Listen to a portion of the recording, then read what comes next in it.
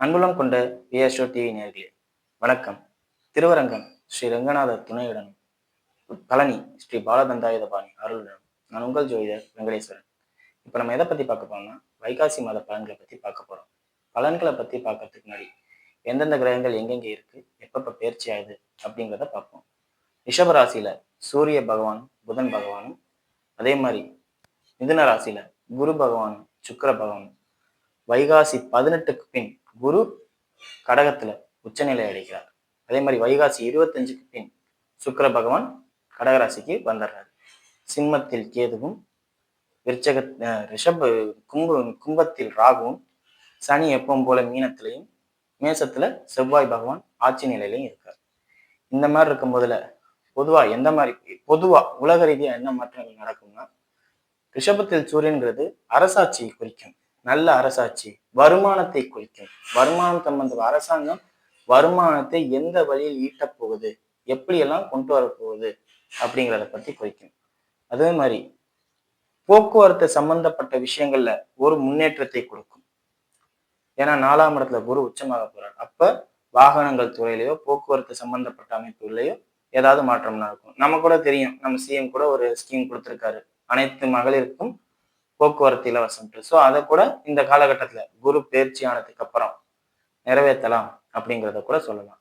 அதே மாதிரி ரிஷப ராசியிலே புதன் இருக்கிறது பேச்சு திறமை உள்ள ராசிக்காரர்களா மாறுவாங்க. அதாவது எப்படின்னா, அரசு சம்பந்தப்பட்ட அனைவருமே பத்திரமா, அதாவது டாக்குமெண்டடா போட்டு வச்சிருப்பாங்க. ஏன்னா சூரியன் புதன் சேர்றாங்களா ரிஷபத்துல, வருமானத்தை டாக்குமெண்ட் பண்ணி காமிப்பாங்க. வருமானத்தை கணக்கு காமிக்கிறது அந்த மாதிரி காமிப்பாங்க. செவ்வாய் ஆட்சி நிலையில இருக்கனால காவல்துறை அதிகாரிகளுக்கு இந்த காலகட்டத்துல அதிகமான சலுகை உண்டு. காவல்துறை அதிகாரிகள் எல்லாத்துலயும் மேம்பட்ட வாழ்க்கைக்கு போவாங்க. உயர் அதிகாரிகள் ப்ரொமோஷன் கிடைக்கிற மாதிரி உள்ள அமைப்பு, நிறைய மாற்றம், போலீஸ்னாவே ஒரு மரியாதை அப்படிங்கிற ஒரு அளவுக்கு கொண்டு வரும். இது நாட்டு ரீதியா நடக்கும் அப்படிங்கிறத சொல்லலாம். சரிங்களா? இப்ப வாங்க 12 ராசிகளுக்கும் எப்படி இருக்கும் அப்படிங்கிறத பார்ப்போம். கடகராசி அன்பர்களே, ராசிக்கு 4ஆம் அதிபதி அப்படின்னு சொல்லக்கூடிய சுக்கிரன் 12ஆம் இடத்துல இருக்கார். அதே மாதிரி ராசிக்கு 3ஆம் அதிபதி அப்படின்னு சொல்லக்கூடிய புதன் 11ஆம் இடத்துல இருக்கார்.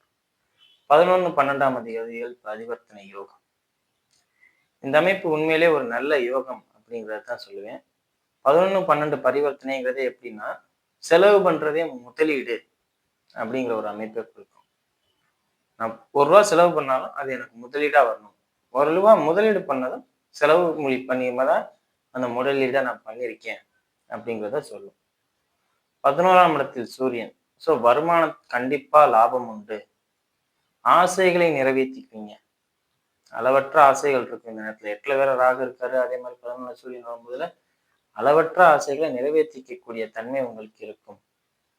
குழந்தை விஷயத்துல முன்னேற்றம் இருக்கும். குழந்தைகளால் முன்னேற்றம், பூர்வீக சொத்துக்களால் முன்னேற்றம், காதல் சம்பந்தப்பட்ட விஷயங்கள் பெற்றோருக்கு தெரிய வரும். தந்தையின் ஆதரவோடு காதல் சம்பந்தப்பட்ட விஷயங்கள் நடக்கும், சக்சஸ் ஆகும் அப்படிங்கிறதே சொல்லலாம். இன்னும் சொல்ல போனா 11ல சூரியன்கிறதே ஓரளவுக்கு நல்ல அமைப்பு தான். உங்களுடைய நேம் வெளியில வரும். உங்களோட தந்தையால உங்களுக்கு ஆதாயமான பலன்கள் கிடைக்கும். அதே மாதிரி எல்லாமே பிளஸ்ஸா இருக்கும் அப்படிங்கிறத சொல்லலாம். உயர்கல்வி, குறிப்பா உயர்கல்வி ரொம்ப நல்லா இருக்கும் அப்படிங்கிறத சொல்லலாம். சரிங்களா? அதே மாதிரி ராசியிலேயும் குரு வரப்போறாரு. அது குரு பயிற்சியிலே நம்ம பேசிட்டோம். வைகாசி 18க்கு அப்புறம் குரு பயிற்சி ஆகிறாரு. வைகாசி 25க்கு அப்புறம் சுக்கிரனும் ராசியில வர்றாரு. ஸோ இந்த அமைப்பு ஒரு கவர்ச்சிகரமான, அழகான, பெருமிதமிக அப்படின்னு இந்த வசனம் எல்லாம் பேசுவாங்கல்ல, அடுக்குமொழி வசனங்கள். ஒரு விஷயம் இப்போ உதாரணத்துக்கு 23ஆம் புலிகேசி அப்படி ராஜாதி ராஜ ராஜகம்பீர அந்த மாதிரி ஒரு அமைப்பு. நீங்க அதுக்கு ஒருத்தாங்கிறது உங்களுக்கே தெரியும், ஒருத்தா ஒருத்த இல்லையான்ட்டு. ஆனா அந்த புகழ் கவி உங்களை பாடுவாங்க அப்படிங்கிறதுல எந்த மாற்றமும் இல்லை அப்படிங்கிறத சொல்லலாம். சரிங்களா? வைகாசி 20 தேதிக்கு மேல, இப்ப ஆரம்பத்துல சொல்ல 20 தேதிக்கு மேல இந்த டாக்குமெண்ட் சம்பந்தப்பட்ட அமைப்புகள்ல பிரச்சனை வரும். ஒரு மனஸ்தாபங்கள், இல்லாட்டி வீடியோ ப்ரூஃப் இல்ல ஆடியோ ப்ரூஃப் உங்களை வச்சு பிளாக்மெயில் பண்ணுவாங்க. அந்த மாதிரி சூழ்நிலைகள்லாம் நடக்கும். ஸோ அதெல்லாம் கொஞ்சம் கவனமா பார்த்துக்கோங்க. மொபைல் சம்பந்தப்பட்ட அமைப்புகள் புதுசா மாத்துறீங்க, பிராண்டட் மொபைல்ஸே மாத்துறீங்க. ஸோ இதெல்லாம் உங்களுக்கு யதார்த்தமா வாழ்க்கையில கிடைக்கும் அப்படிங்கிறத சொல்லலாம். சரிங்களா? மற்றபடி எந்த ஒரு பாதிப்பும் இல்லை. தொழில்ல அற்புத முன்னேற்றமான பலன்கள் கிடைக்கும். வேகமா தொழில போய்கிட்டு இருக்கலாம். டாப் கியர் போட்டு போகலாம் அப்படிம்பாங்கல்ல. அந்த டாப் கியர் போட்டு போற விஷயங்கள் உங்க வாழ்க்கையில நடக்கும் அப்படிங்கிறதையும் சொல்லலாம். சரிங்களா?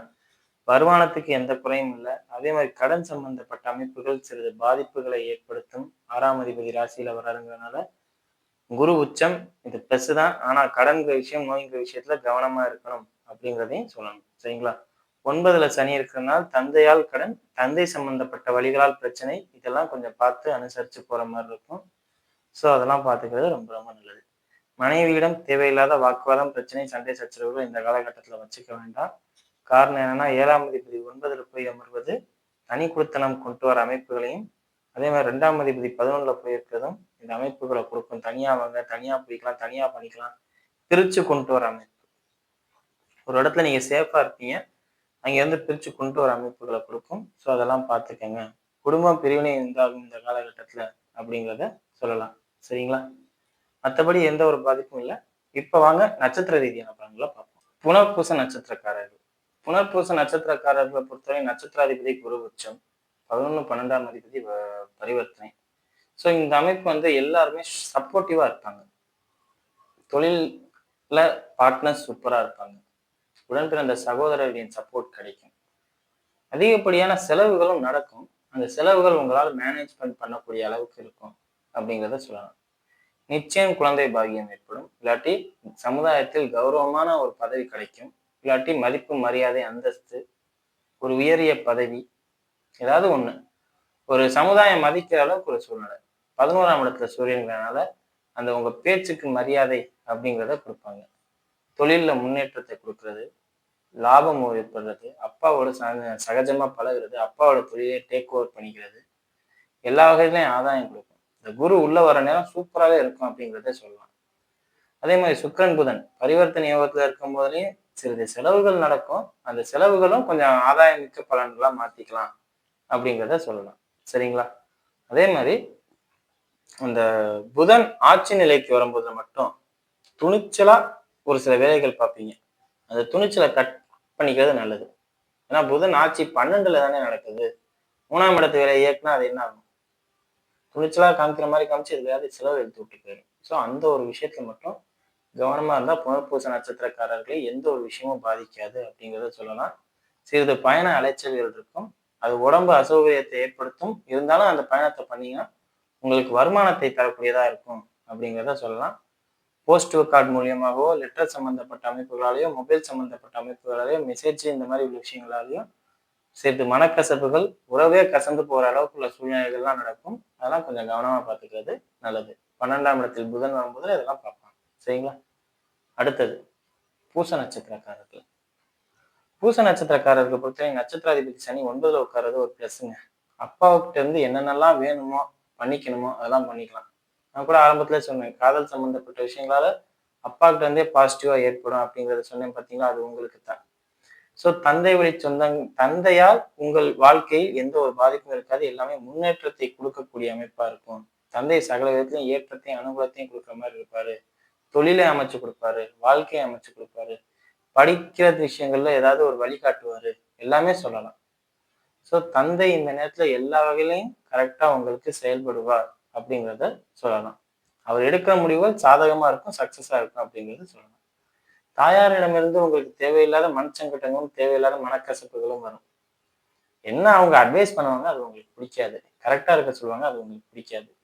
இந்த ஒரு விஷயம் மட்டும் பார்த்துக்கோங்க. மற்றபடி எந்த ஒரு பாதிப்பும் இல்லை, எல்லாமே நல்லா இருக்குங்கிறத சொல்லலாம். திருமண மாணவர்களாக இருக்கும் பட்சத்தில் கணவரிடமோ மனைவியிடமோ தேவையில்லாத வாக்குவாதமோ சண்டையோ பிரச்சனையோ பண்ணிக்க வேண்டாம். பண்ணீங்கன்னா அது தேவையில்லாத கான்ட்ரவர்சி ஏற்படும். அதே மாதிரி குடும்பத்துல 3ஆம் மனிதர்களின் தனியில குறைச்சிக்க சொல்லுங்க. அப்பா அம்மாவே இருந்தாலும் சரி, உங்க அப்பா அம்மா அவங்கள்ட்ட பேசுறதா இருந்தாலும் சரி, அவங்க அப்பா அம்மா உங்கள்ட்ட பேசுறதா இருந்தாலும் சரி, இதெல்லாம் தலையிட வேண்டாம், குறைச்சிக்க சொல்லுங்க. குறைச்சிக்கிட்டா எந்த ஒரு பாதிப்பும் இல்லை. இல்ல அவங்க வருவாங்க பேசுவாங்க அப்படிங்கிற ஒரு கணக்கு வந்துச்சுன்னா அது பெரிய லெவல்ல பாதிப்பு ஏற்படுத்தும் குடும்பத்துல அப்படிங்கிறத சொல்லலாம். சரிங்களா? மற்றபடி எந்த ஒரு பாதிப்புமே இல்லை, எல்லாமே நல்லா இருக்கு. கொஞ்சம் ஆணவமா இல்லாம நிதானமா, அமைதியா, காமா இருந்தா அது உங்களுக்கு இன்னும் மரியாதையை கொடுக்கும். ஆணவம் இந்த நேரத்துல உங்களுக்கு அதிகமா வரும், கோபம் வரும் அப்படிங்கிறத சொல்லலாம். சரிங்களா? அடுத்தது ஆயில்ய நட்சத்திரக்காரர்கள். நட்சத்திராதிபதி பரிவர்த்தனை யோகத்திலையும் இருக்காரு. அட் த சேம் டைம் நட்சத்திராதிபதி ஆட்சியும் பெறுவார் 15க்கு அப்புறம். ராசியில குரு உச்சம். இந்த அமைப்பு பொதுவா துணிச்சல், தைரியம், தன்னம்பிக்கை, புதிய அத்தியாயம் ஆரம்பம் இதெல்லாம் கொடுக்கும்.